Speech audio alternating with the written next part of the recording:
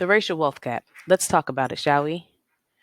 Researchers project that Black Americans will be broke by the year 2053. That's only a little over 30 years from now, and it will take 228 years for Blacks to catch up to the wealth of our white counterparts.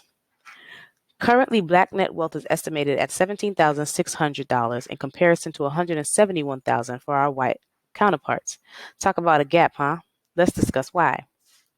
For 246 years, enslaved Africans created wealth for their white owners, a wealth that whites still profit from today, which led to systemic racism. Systemic racism is a contributing factor to the current economic status of Black Americans. For example, in the 1930s, America was in the heart of facing the Depression. President Franklin D. Roosevelt had a plan called the New Deal. It gave jobs to every American, set the minimum wage, and created a retirement plan called Social Security, and it worked, which created the middle class. Not rich, but not poor. Part of the New Deal was the Home Owners Loan Corporation. They were an organization that guaranteed home loans for everyone. However, segregation made it easy to exclude Black Americans from the opportunity. Because of segregation laws, Black Americans could only live in certain areas. So the U.S. government drew up color-coded maps of nearly every city in the country and told the banks, we'll guarantee loans for everyone who lives anywhere except in the red areas. Those just happened to be the areas where Black people lived. This was called redlining. Fast forward to the impact of today. Homes in predominantly Black neighborhoods are valued at 25% lower than homes in predominantly white neighborhoods. Why does this matter? Because home ownership is the number one driver of wealth in America. It's all connected.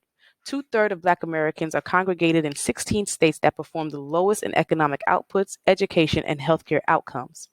And since school funding is based on home values, the average non-white school district receives $2,226 less per student than a white school district. The number one factor for crime is based on wealth and education. Therefore, police are more likely to patrol these neighborhoods. Black people are 3.5 times more likely to be arrested for drugs. Most drug arrests occur in red line areas, though there is no difference in the rate of drugs use between white households and Black households. All of this contributes to how the average white household has 10 times the wealth of a Black household.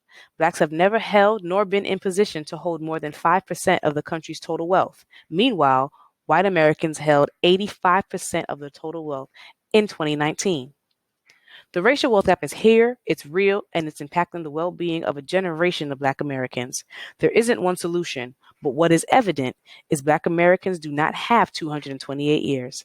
The time for change is now. It is a time to acknowledge the wrongdoings, atone for the wrongdoings, and act.